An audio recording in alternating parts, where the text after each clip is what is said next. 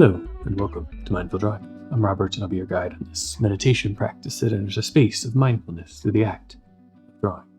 And this week we'll develop a scene, a little world that starts from a simple set of algorithmically positioned vertical lines, or randomly positioned vertical lines, whichever way you choose to approach the exercise.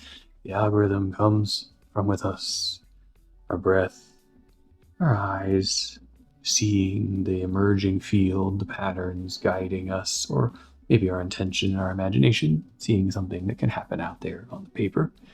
And then we'll fill it in with a few simple techniques to bring those two-dimensional elements of geometry, just these little vertical lines, back into space to simulate what looks like a little bit of a 3D corner condition, objects forming there, and let them evolve into a map of intersecting, stacking, overlapping volumes, and see where that goes with maybe a little shading at the end. Well, this forms into something that uses some kind of isometric or axiometric, some projection that looks a bit three-dimensional.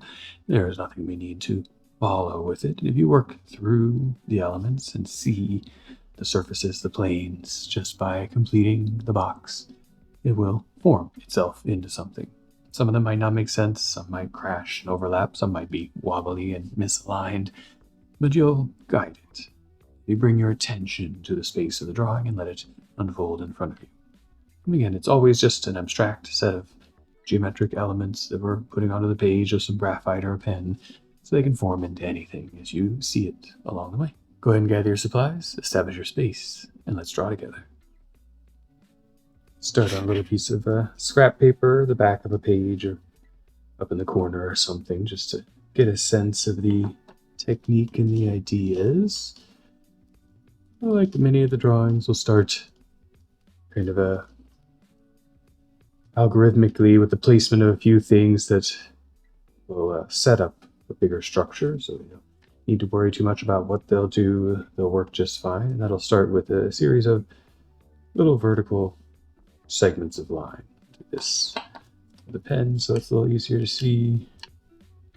Get started, and then kind of spread around the page, scatter. They could make little clusterings. It could be of various size, just a bunch of segments. It'll take us kind of through getting centered and warmed up, and then we'll gradually bring those out individually in a couple of directions. Just gives them that suggestion of a corner, a three-dimensional thing, and I suppose they can go either direction, inside corner or outside, as we play through.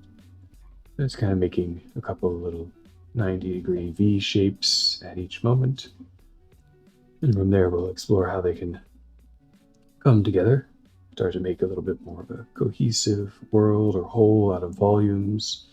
For instance, one edge could go until it meets another, and then it has enough information to start to complete at least a part of itself, and we can suddenly get a volume in there.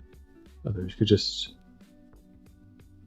complete a shape, complete the parallelogram wherever they are, if they're kind of in a lone place, and maybe some sneak behind their neighbors, or start to come underneath, and then slowly form into a group. And then we'll look at bringing in a little false lighting into the scene to give them some depth and dimension.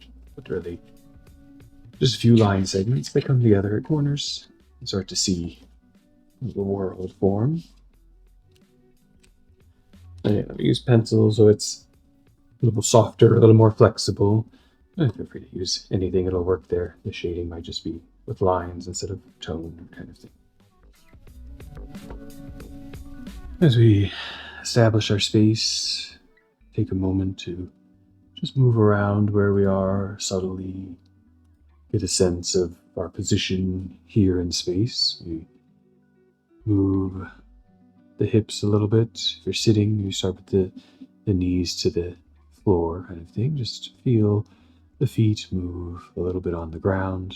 Notice where they are, if they're stable and supporting or hanging, just where they are. And then if you can, to the kind of hip area, rocking it a little bit back and forth, noticing the position of the spine relative to the seat, a little twist side to side, just feeling out a short range of motion. And let that movement slowly work its way up the back towards the mid back and the shoulders.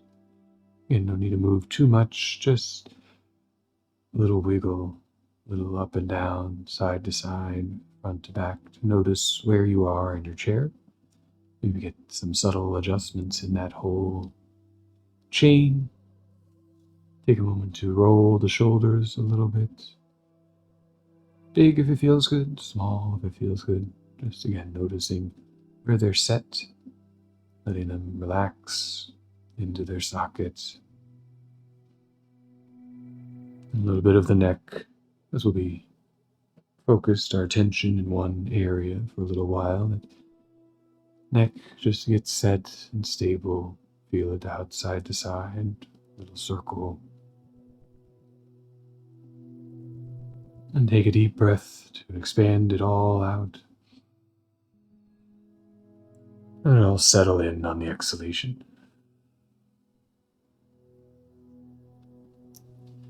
Then find the tool, the instrument that you'll work with.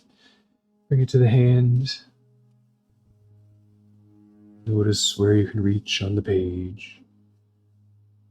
And we'll begin just exhaling out a few vertical lines on that paper, filling up a bit of a field.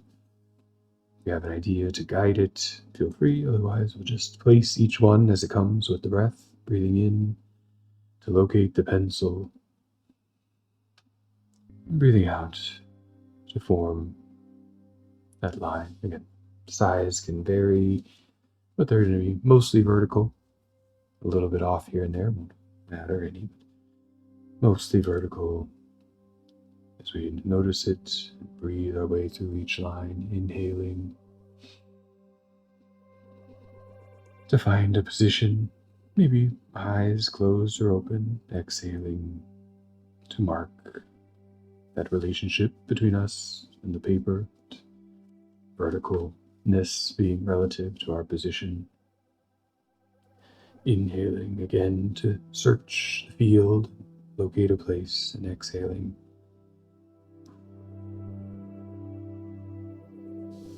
Align into existence on the page.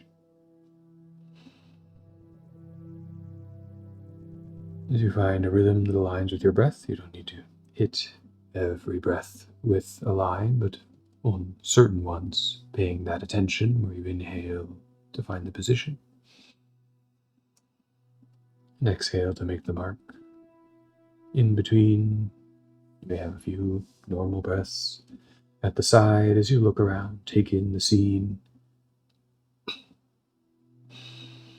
Decide again where to engage and run it through the cycle.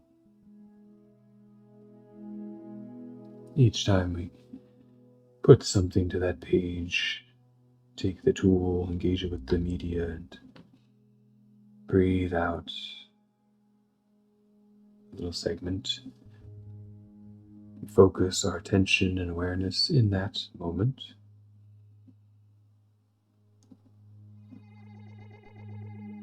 Noticing the speed of the hand, position around the paper, sounds of that exhalation. Noticing the direction we may draw, up to down, away to towards, or varying, each one noticing what it is.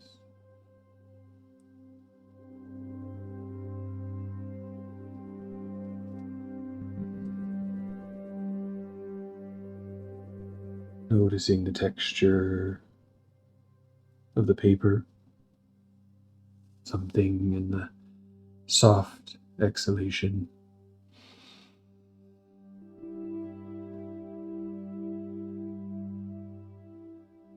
The sound tying everything together.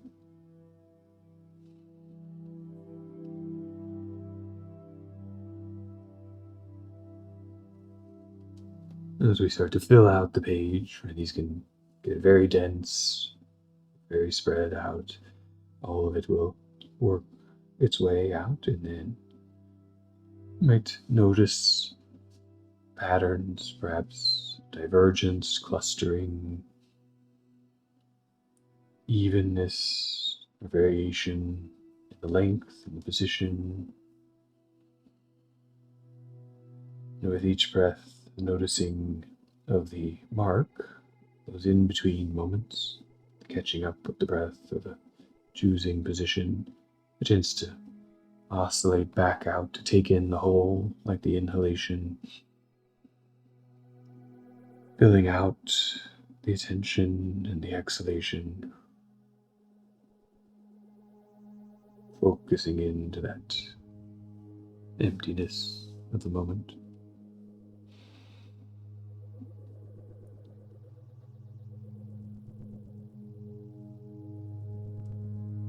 Take a few more in a little quiet space, really bringing your own attention where you are to that inhalation and exhalation cycle, building out the field.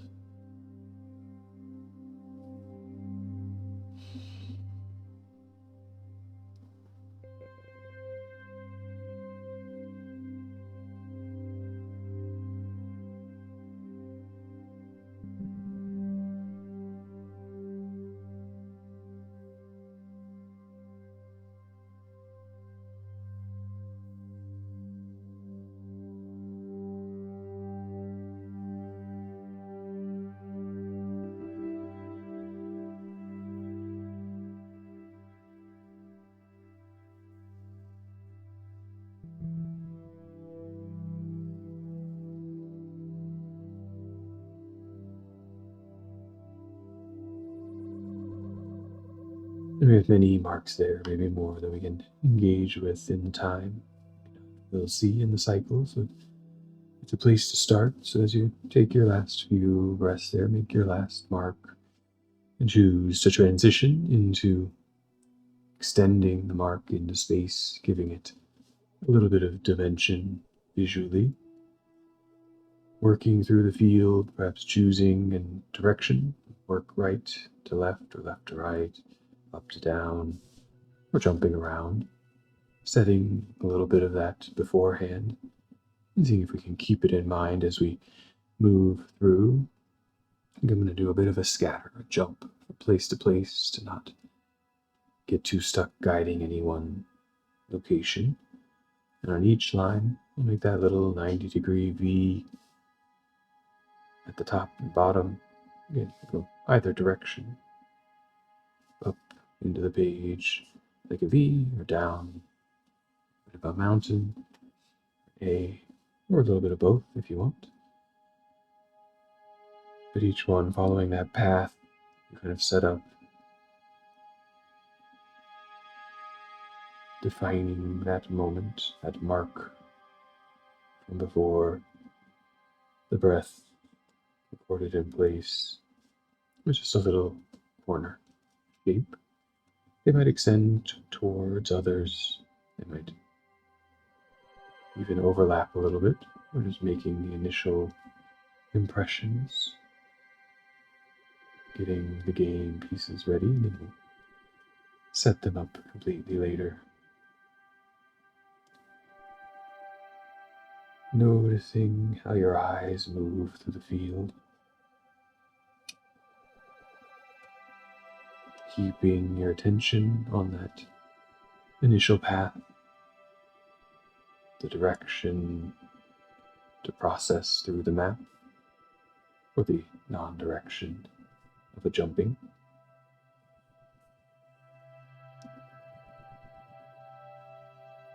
Each time we engage with one of these, we have some choice of how long each segment is.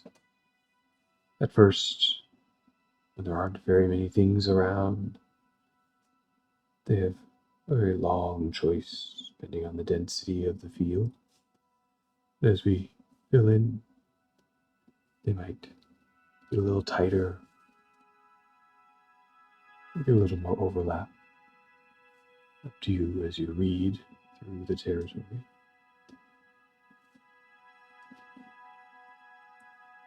All the lines starting from vertical, roughly parallel, but variations just bring a little organicness to the system.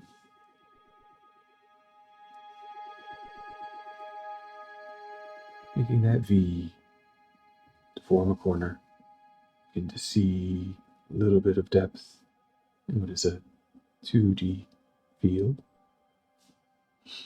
We got a lot to work through, so we can bring back that breath once we start to notice the pattern, notice the way of working through it, slowing down for a little bit as the field will mark itself out. There's plenty of time and space to work with, breathing in to start each journey, breathing out along the path, and noticing for your own rhythm, whether that's for each line, or each V, or each cluster of lines engaging around the corner.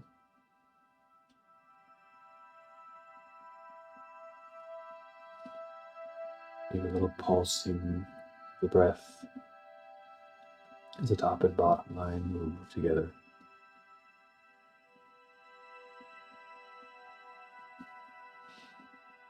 Hearing the sound that aligns with the action. The inhalation moving through the nostrils or the mouth.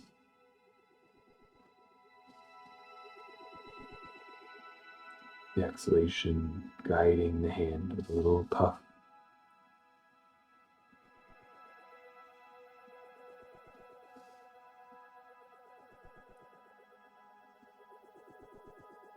Using the breath as connection. Focusing the attention to that moment. And also a distraction. A defocusing on the whole.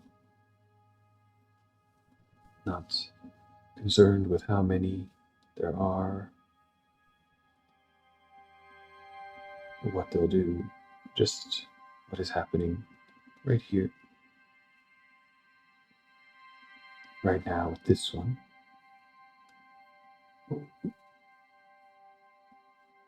Till we fill it all out. If you find yourself coming to the completion of your segments that exist there, you can leave a few dangling for future things, or take the time to process through them, or add new ones if we run out.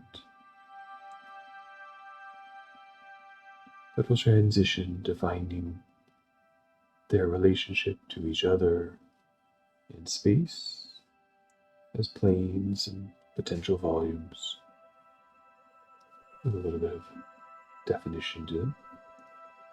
You might miss a few and discover them along the way. You transition, and as you come across any, we know the system, bring them together. But starting somewhere, maybe a place of high convergence, very open territory, with a lot of room to play and maneuver. Start to think about how they meet each other or don't in space. You might notice some are more in front looking, and some more behind looking, some adjacent, and some floating on their own. I like the places where they kind of meet halfway, that potential to define an edge in space. There's no real dimension here. You can begin to imagine that one edge extends until it touches the side of a box. One box extends until it slips behind over another. And following the parallelness of each dimension, closing the box with that parallelogram, extending other edges roughly parallel again. You can wiggle and wobble these things, just moving around a little in space. They start to form a relationship. Some parts will be little artifacts left behind. We let them drift into the background,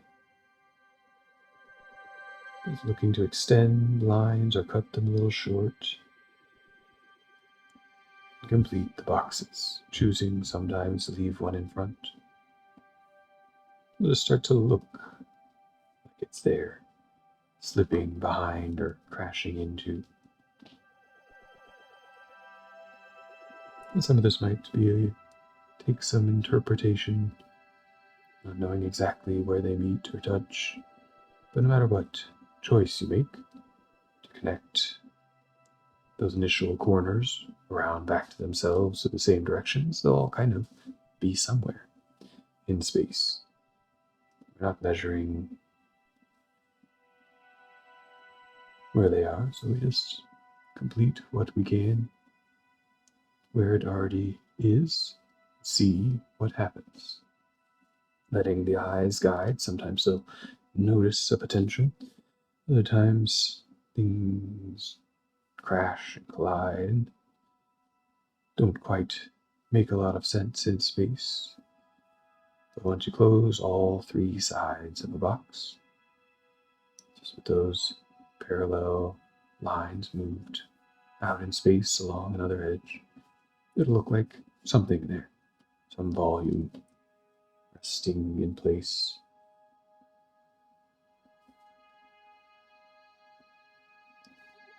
So focus the attention on completing the box, each in its own local condition.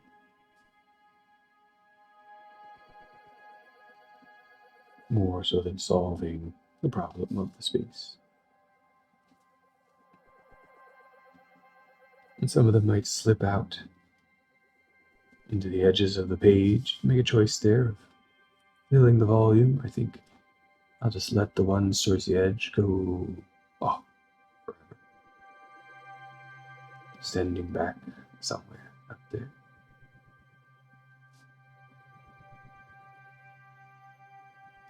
Suggesting that the world can go on somewhere else as we continue to play the game of wrapping a plane from a corner, extending the plane out to a volume,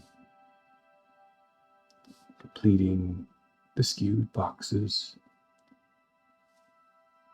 until something begins to emerge.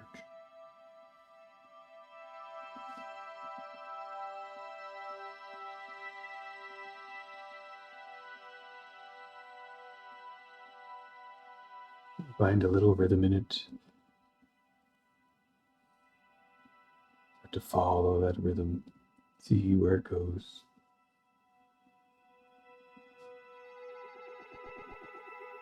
Draw for a few minutes, just playing through the space.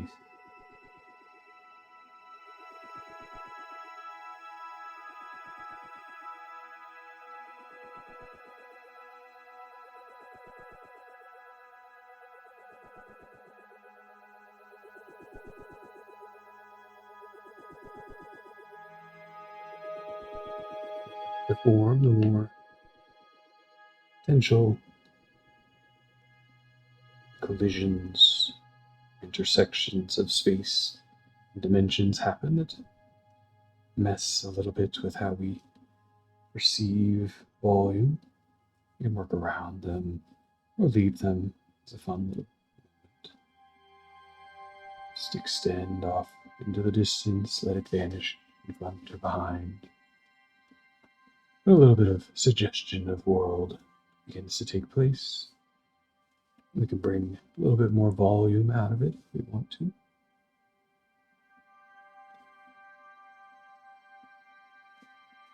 By bringing some shading in to the edges. A little bit bigger pen and pencil.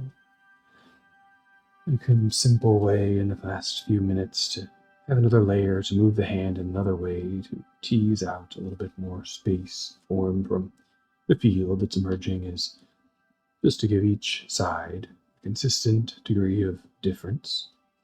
So for instance, the right side, the front side, or left side, and the top side above Each have a little bit of lighting condition. I think I'll go with right side shaded a little bit dark, left side a little bit lighter, and top side just leave it as is.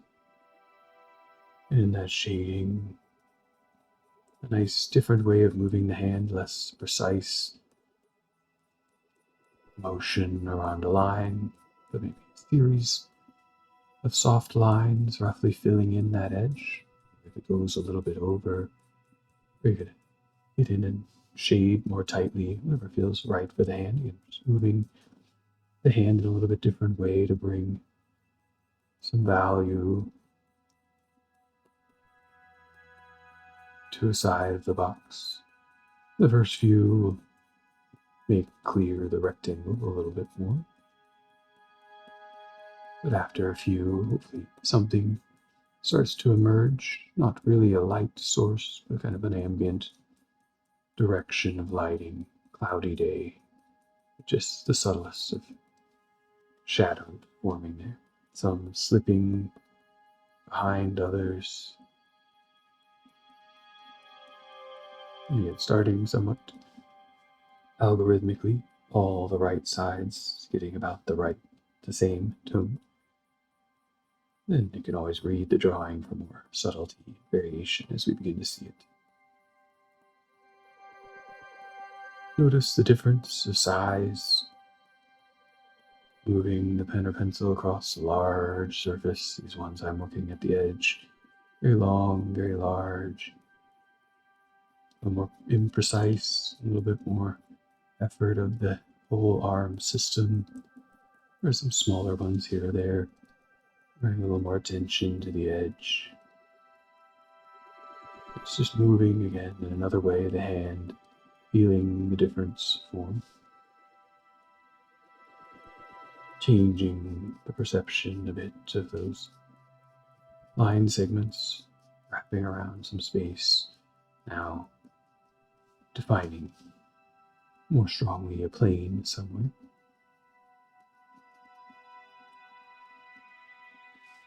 Then I guess enter into the possible world. Maybe you begin to imagine some surfaces as ground, places where you could walk or place things or see as roughly horizontal. Some surfaces as walls or things we could climb on, move through, go into, or maybe. And maybe they're just blocks. Hunks of slightly modeled clay, sawn wood, carefully shaped, depending on how precise your lines are along the way.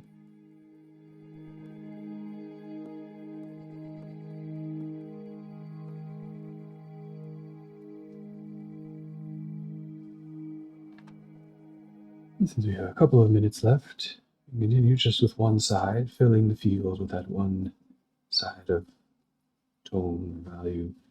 Begin the expression of form, or switch for a little bit to a second side to build a little more depth to it. Both work as a technique. Imagine the light's all coming from the left, only the right gets dark. We have to imagine some are underneath, get shadow, but it gets more complex. We'll let it just be the tone on a cloudy day.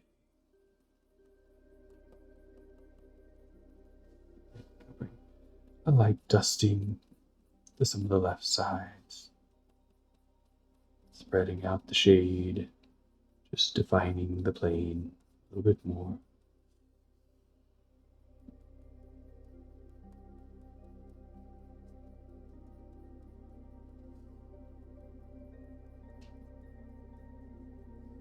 Noticing if you change direction, the change in how it affects the hand, the way you're moving on the page, the way you're making the marks, a different orientation, a different mechanic, a different expression of technique, layering that uniqueness and complexity into this drawing, the one you were making, comes from all the interacting factors. pace, the breath, the attention, the orientation, position of the body.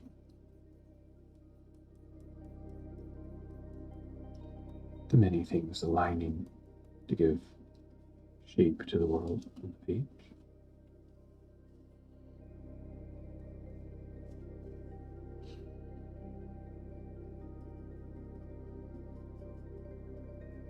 As we approach the end of the session, little bits of that world left unfinished in various states, perhaps a few floating lines, a few incomplete faces or sides, things left to imagine, to extend, a chance for the drawing to stay in flux, alive, growing, always there if you ever want to come back to you working through it, or extend out of it an idea, technique, possible, new imagining.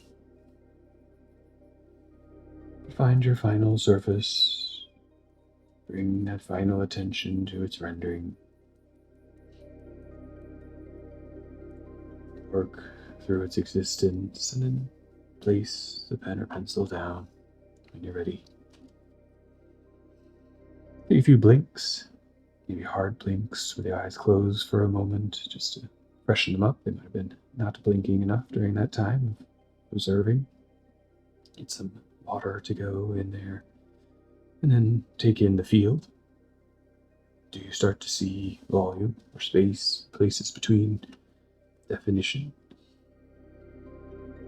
If not, do you see a bunch of lines, roughly parallel, working around the edges of things?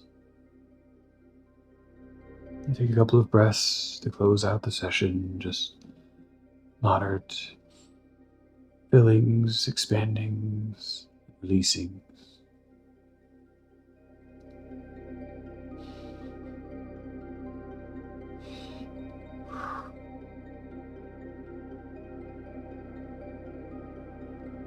I like to give the hands a little attention, bring them together, we flex them back and forth, we interlock and open them, just give a different sensation to all those nerve endings, a little motion to all the joints and muscles. If they were very still and attentive, they need to loosen up a little bit. It can be hard to know where the line between experience and technique come together.